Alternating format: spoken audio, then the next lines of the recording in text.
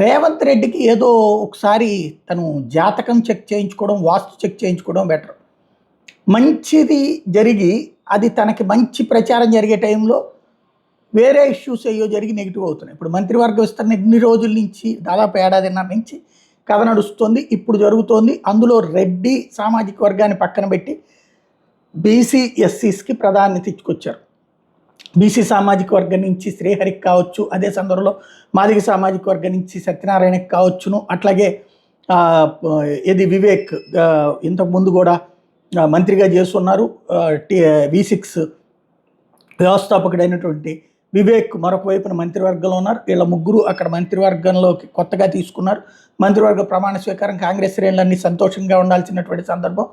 మాల సామాజిక వర్గం నుంచి వివేక్కి ఛాన్స్ ఇవ్వడం, మాదిగ సామాజిక వర్గం నుంచి వచ్చేటప్పటికి సత్యనారాయణకి ఇవ్వడం, ముదిరాజ్ సామాజిక వర్గం నుంచి వాకిటి శ్రీహరికి ఇవ్వడం, ఇట్లాంటి చక్కటి అవకాశం లభించి ఇలా బీసీఎస్సీలకి మంచి అవకాశం ఇచ్చామని సంతోషపడాల్సిన సందర్భంలో మాగంటి గోపీనాథ్ గారికి సంబంధించినటువంటి అంశం, ఆ ఇంపాక్ట్ అంటే వారు మరణించడం, ఆ సంతాపాలు, ఈ వ్యవహారాల మధ్యన ఈ ప్రచారం పక్కకి వెళ్ళిపోయింది.